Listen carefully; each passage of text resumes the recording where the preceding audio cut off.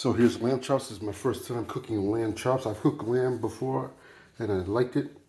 Then I cooked it another time and it greased up my whole house, so I don't know about that. But I'm gonna try to sear this and then I'm gonna try to cook it another method. Hold on. So it's gonna be a combined method of cooking. Okay, so 3 minutes later, this is what I got. I seared it. It's definitely not cooked in inside because lamb, from my brief experience, cooks slow. It cooks slow. You could be cooking it there for a long time and it could take a lot of heat and it will take a lot of heat to cook. And so I was gonna do it in this pan, but I got another secret thing. Watch. So then I put it in here, and I put it in here. I cooked it on the meat settings, and I put it do not keep warm. So we'll see how this goes. But I seared the outside, so the juices should stay within it. But it's a pressure cooker, so it's whatever juices that do escape from there are gonna remain in that little small area. And I do still expect, because it's gonna be such high heat and so much pressure, that a lot of water is gonna escape. So it's definitely going to be juicy, and that the juice that's on the outside is going to be flavorful. The juice on the inside should be like incredible. Now, I'm not sure if it's going to be a very long cook, because I cook beans, dry beans in here, and it's done in like 45 minutes from dry to beans. And so I expect it to be quick. My rice is regular time. My soup, when I cook soup in here, usually takes too long. But I'll just let you guys know how it comes out. So if you can, there's a fan going on clearing out the air from the smoked lamb. Well, I'm sorry, from when I seared the lamb, but you can hear the hot pot. The juice is dripping. You can definitely hear it. Okay, so in about 15 minutes that it took for me to wash the dishes and just listen to this, I unplugged this about 30 seconds ago because I heard it go ding, ding, ding, and then it said burn food. And so I unplugged it, and now it's still under pressure there, so I can't open it yet. So I'm gonna let it cool off, then I'm gonna open it, take a look at it, because I only put the lamb products in there, and it didn't cover the bottom. It just certain areas were touching the bottom, but other areas it didn't have like fluid on the bottom, like or rice or nothing like that. And so I don't know. Maybe I'll put in some rice and a little bit of water, so that way this device will think that it's cooking. I don't know what I'll do. So while that's cooling off, so I can open it, and I'll show you what I purchased at Lowe's. So this is a water pressure test gauge. This is some silicone grease, and this is a pressure decreaser. I believe that's what they call it. Yeah, pressure reducer. There we go. Because mine's in the crawl space. I heard dripping. I heard something going like this. And then I was walking around different parts of the rooms of the house, and I was like, all right, it's coming from the living room. And so then I opened up the crawl space, and you could see right under the living room was this thing that was leaking water. And so I was like, and I noticed the water there previously, and I was like, where the hell is this coming from? I thought it was rainwater getting into the crawl space. But anyway, then I noticed that, okay, that the bottom of the thing was wet. And so the other day I heard it. And so I brought it, and I'm going to either service the existing one that I have, or I'm going to replace it. But I'm not going to do it today because I got a bunch of different stuff going on this week. And so I don't want to take the chance. But anyway, the other one that's down there, what I'm going to do is I'm going to unscrew this, take this off, and take off the parts carefully, and then clean them, and then put it back in there, and hopefully it'll still be sealed and work well, because it's dripping from up here somewhere.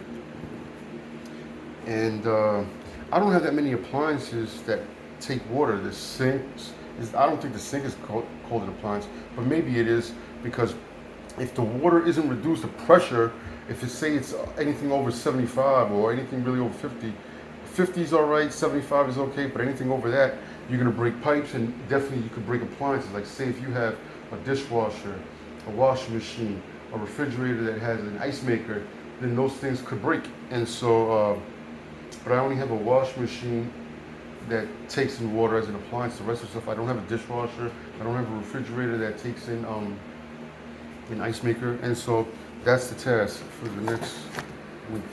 And what I will do today is I'm going to test the water pressure on the hose, the water hose outside, the spigot outside, and then I'm going to try to do it on the wash machine hookup to see what type of pressure I have coming in the house. All right.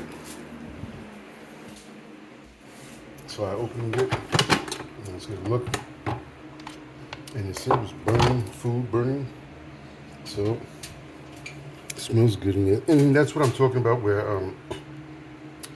you can see the bottom directly and stuff like that. So let me figure out what I'm gonna do, reposition it, or what can I do to put stuff on the bottom. So you saw what it was like. I just poured a little bit of water, so it had this much water on the bottom, and then and it was tap water, and then I just put it back on meat, and I turned it.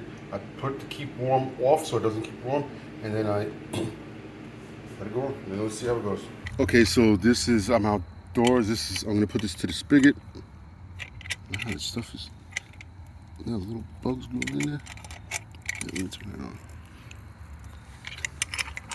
Okay, so now I'm gonna turn it on, and I'm gonna see what it reads at. I might have to turn this around somehow.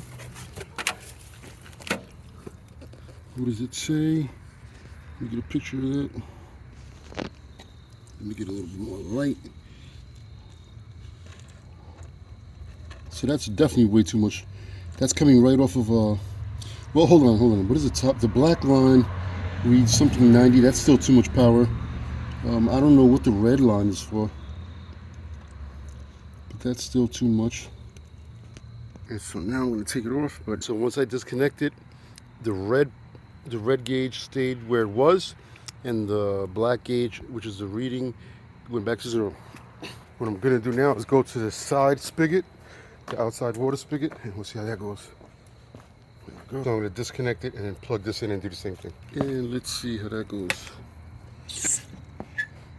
So it's, I can't really see that well, but I took a picture of it. So it's around, I think it's around 70, which is better here than the front one.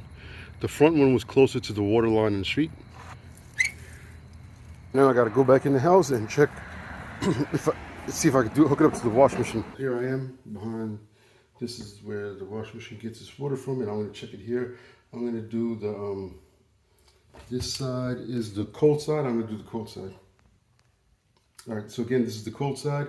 I'm going to hook it up there. This is the wash machine. Then afterwards, I'm going to do it to the hot side. And look how dirty it's back here.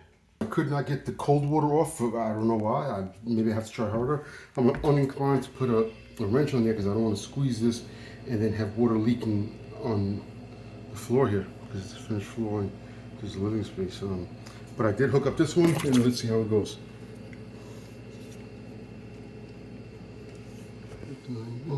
Okay, so that seems, I think, reasonable.